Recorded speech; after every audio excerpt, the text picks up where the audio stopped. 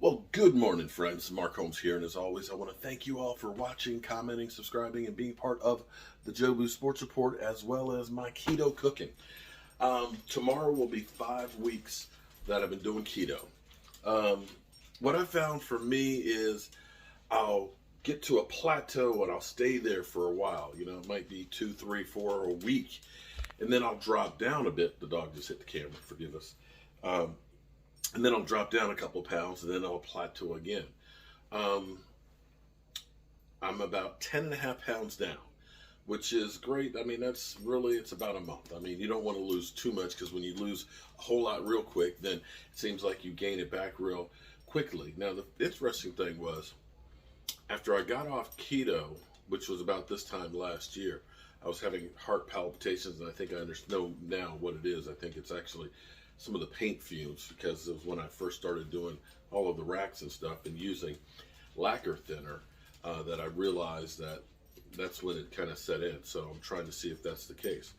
The amazing thing is my weight didn't just balloon right back up. It was a steady increase, and I was bad. I mean, I was eating Snickers galore because I was hangry because it's a Cowboy season.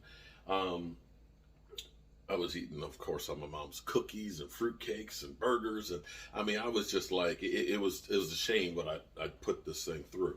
But you know, it's steadily going down, so I'm getting close to 260. I'm at 261.1 this morning, so a pound away from getting to saying goodbye to the 60s. Unfortunately, I'm going to be saying hello to the 60s in age in about 4 more years. So I'm trying to keep up with all this stuff, and I haven't had time to do other videos. I've been working on my set downstairs, my studio and things. I've just had too much to do. But I've been eating keto. I've been really good. I haven't had a cheat day really yet. So maybe next week I'll have a good cheat day. But what I'm going to do today is I'm actually prepping. It's only about, well, the clocks need to be reset, 12 o'clock, because we lost an hour of sleep. But I'm going to be doing some Peruvian chickens. Now here's the good thing about doing something like this. It's just as easy to make 2 of these as it is 1. Now these are some really big chickens that I got. Look how big these guys are. Got these at BJ's, and they're about $5 each. I don't know what they're giving these chickens, but these chickens are huge. We didn't have them that big growing up. This is actually pretty easy. It would be better had I done this last night as far as seasoning, because you really want the seasoning, the marinade, to be on them for at least 6 hours, or better yet, overnight, to really let that flavor get in. But you know, it is what it is. It'll do great. But we're going to do a green sauce with it, which is really good, which is definitely very full of fat and stuff for you, stuff that you want for your keto. You got the chicken, which is going to be grilled as opposed to deep fried, which is even better. And we're going to do like a cauliflower mash. Cauliflower mash. So this is like chicken and potatoes. So this is going to be good. So the thing to do right now is I got myself a bunch of garlic. Okay. I'm going to use my wife's Ninja thing here. My regular food processor died on me, so I've got to get a new one. But we're going to go ahead. You know, I like lots of garlic. I love garlic. So I've got about 6 or 7 cloves of garlic. I'm going to put a bunch of olive oil in here. I need to get some more because I'm almost out. Got my olive oil in here. Normally I have fresh, but I'm trying to use this up. I'm trying to get rid of the bottle and trying to save some time here. And put a good bit of lemon, because lime juice. I love lime juice. And this is one of those things that you can play with. Now, normal Peruvian chicken, you would end up putting sugar in it. That's some oregano. I like my garlic salt. I just do. I know Himalayan salt is better. About a half a teaspoon in there. Gonna put some cumin. Yeah, I'm holding this. You know, I got to get better at doing this stuff, because you know I'm not like great at videography. And this, of course, is here's something. You see this? This is smoked paprika. This is actually my mom makes this. You'll notice it's kind of clumped together. The reason is because it doesn't have all the chemicals and the preservatives, and mostly it doesn't have the cellulose. if you read most of your spices, you'll see cellulose. And what cellulose is, wood fibers. Now, this is also something I love using too. This is from Weber. I'm not getting paid by Weber or anything. But the roasted garlic and herb. It's actually a great seasoning. They have like a Mediterranean one that's really good too. So I'll put about a teaspoon of that. It's got chunks. It's kind of dehydrated, but it's really good. And of course, we need pepper. Fresh pepper. Don't use it from a pepper shaker. Get your workout in when you use your pepper, okay? Grind that stuff. All right. And then I still had, traditionally, thyme is not one of the ones that go into it, but I had some of this fresh thyme that was left in the fridge, and I want to put a little bit of rosemary and thyme are both fantastic on steak and chicken. I love the taste of it. But we're going to put all this in our grinder here. And we're going to make our marinade, and then we're going to show you how to put it so it's under the skin. Because this is where the real flavor comes in. Oh my God, when you get it under the skin,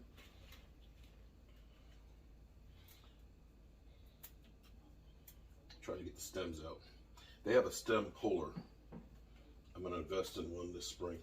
And I'm happy because they're beginning to get the herbs in the home centers.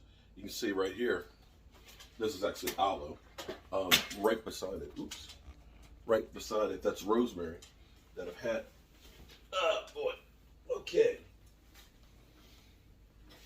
That's rosemary that I've had in here all winter. The other plant that's over here I've had for several years.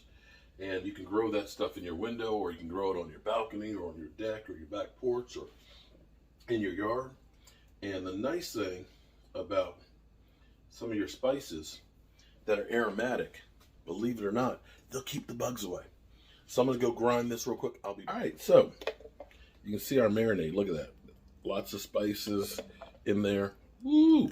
So we're going to take that, and here's what we did. We actually took the skin. Okay, you can take, what works really good is if you have a chopstick, but you can pull the skin right here. You see I've got that little pocket right there? That's where you actually want to pour some of the seasoning right up in there and let that run into the back. And what that's going to do is that's going to really get that flavor in the meat. Really is going to, and that's why you want to do this like the night before, or at least 5 or 6 hours ahead of time. And again, you can do a couple of these at the same time. It's no problem to do more than one of these if you have the oven space, or sometimes I'll put them out in the smoker, which really gives it a great taste. But what you can do with this though is this can be multi-meals. It'll have a great taste to it and everything for today. But then I can use it for chicken breast, making chicken salad. I can use it for making a salad with the chicken put onto it. You could use it for pulled chicken tacos. So if you're doing a couple of these chickens on a Sunday or a Monday, you can have several meals out of it. It's really, really good. See how we're getting the chicken nice and seasoned up in here? This is going to be full of flavor. I'm going to put some inside. And make sure, of course, because we are touching raw chicken, get all that out, that we, of course, bleach the heck out of the countertop. Make sure we wash our hands and scrub them for at least 45 seconds to make sure that we don't pass it off. But look at that. That is going to be good. So I'm going to put these in the fridge, and then I'm going to cook. You basically cook chicken about 20 minutes per pound. So if it's 4-pound chicken, then that's like an hour and 20 minutes. These are about 6 pounds a piece, so that's about 2 hours it's going to take to cook them. But we're just going to let these take that flavor. Here, let me show you closer. And I know I didn't wash my hands for 30 seconds yet, or 45 seconds, but look at that. That's what you're going to look like. Now, you could go ahead, if you got, several people you want to feed, do 4 of these, and, you've got it set up. Pull the chicken meat off of it. You can put it in a bag, put it in the freezer, pull it out later on. It's an easy, very flavorful meal. Now, the next thing is the sauce. Oh, the green sauce. And I may have to go to the store and get some more cilantro because you need lots of cilantro. All right, I'll see you guys. All right, so it's been about 6 hours, and I'm getting ready to put my chickens in. So they've been actually marinating. I'm going to take those out while I've got the oven. Look at that. Oh, they look good right now. Don't they look good? Now, this is going to be new for me because remember my other stove that I had for 17 years finally died. I love this stove. It's a new one. It's like what I had before where I have a smaller oven up top and a second oven down below. The second oven down below is actually a convection oven, which should help it to cook a little bit faster. Normally, you want to cook a chicken about 20 minutes per pound. This should reduce that by like 5 minutes or so, so maybe it'll be about an hour and a half. But what you want to do is in the thickest part of the chicken, you want the internal temperature to get to 160, so that way it's thoroughly cooked. You don't want any, red juice coming out of the chicken because you get sick. The only time you eat raw chicken is if you're a dog, those organs and stuff, but that's another thing. So I've got my oven heating up right now, but I'm going to go ahead and get myself ahead because I'm going to make my green sauce. The green sauce is perfect for keto. Oh my God. When I realized that, because I try and take the basic principles of keto, which is low carb, high fat, okay? Got to keep the carbs out. Well, green sauce is perfect. And you can use green sauce like salad dressing. So while I'm waiting for the stove to heat up, because I ain't got much time. I ain't never got much time. I got work to do in the shop. I've got a little premiere that I want to do down in my studio when the sun comes down a little bit later and things. So I'm trying to save some time, trying to maximize this. So what we're going to do is I got a whole lot of cilantro. And I love my fresh cilantro, okay? Lots of it. Now, at the regular grocery store, when you buy a little container of it, it's like $1.99 or $2.99. But I go to an international grocery store that's local, and you get like 3 big bunches of it for like $1. Worst case is it's 2 bunches for $1. Still a fantastic price. And depending on your palate, I put in 2 jalapeno peppers. Now the funny thing is sometimes my world market, their jalapeno peppers are hot as hell. They're almost like habaneros. Other times they're mild. So there are mild jalapenos, and then there are some that aren't quite as hot. All right. So you see, I got about a cup, maybe even a little more of cilantro, but you can't do too much cilantro. We're gonna put, boom, about that much sour cream. You're gonna put about the same amount of mayonnaise in there. You're gonna put some lime juice, fresh lime, and I'm gonna use my garlic salt. I know I should use the Himalayan salt. I know. But this just has a little bit more flavor and stuff into it. And of course, fresh pepper. Lots of fresh pepper. I need my exercise for my wrist. There we go. All right.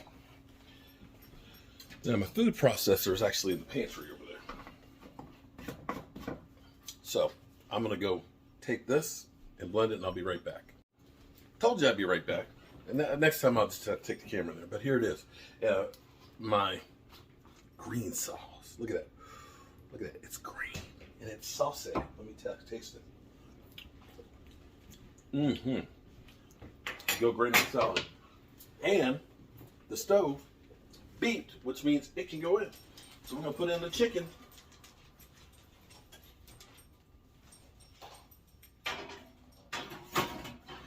Boom. And we'll see how much time it takes to cook with the convection oven. I'm hoping it actually takes less time, so we'll come back and we'll check on it in a bit. So I'm back, and I've been busy doing some stuff out at the outdoor studio and things. It's been about an hour and a half. I've had this at 400 degrees, and I believe it's done. If anything, it might be overdone. But let's take a look, because I forgot to put my cauliflower on. So I've actually got cauliflower. I've done some other videos with a cauliflower mash, so you can follow those to see how that looks. I'm gonna pull it. Oh man, look! Ooh wee! It's a little extra done, but that's okay because we like the crisp. But you talk about hot. Yeah, that's 180, so it's a little bit extra done. But you see all that great juice in there? We can actually make a gravy in there using the juice in here. There's a lot of chicken fat and stuff in there that's with it, but we can use that and use some heavy cream with that. Oh man, and then you can pour that over the mashed potatoes, or you got the green sauce. Let's get a pot here so I can get that extra chicken juice. Oh man, that is a thing of beauty here. It's hot though. It's really hot. See, these are like fire gloves here, and I can feel it. So ideally, the good thing is we find out how quickly this thing actually cooks.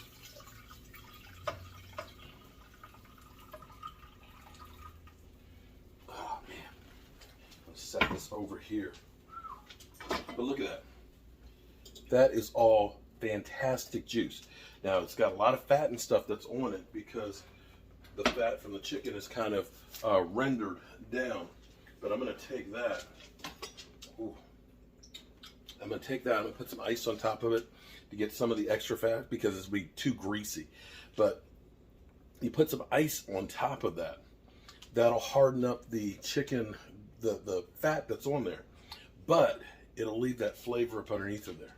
Now let's check out. Let's check out the chicken here. Ooh, let's take a look. This is hot, but look. Can you see that? Look. Oh, wow. Oh, that's for the dog. Okay. Woo. But I see I got to tighten this thing up. This is what happens when you got broke-ass media. But look at that. That is hot. Oh, wow. You can taste all the herbs and the spices in there. Let me bring you a little closer so you can see. Let's flip the camera. Look at this. You see all that juice in there? Look at that. Oh, that crispy skin. Oh, that's the best part. And you can see right in there the seasoning. Oh man. Yeah, that's good. That is really, really good. So I've got my cauliflower over here. I'm going to steam this till it gets soft. I'm going to end up putting some butter with that, as well as sour cream. I'm going to mix it up with a little bit of salt and pepper into it. Got this in the green sauce. Ooh, let me show you some of this with the green sauce. Let's dip a little. Oh, look at this. Look at this.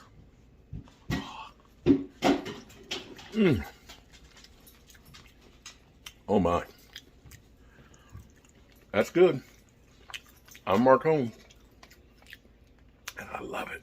See you soon.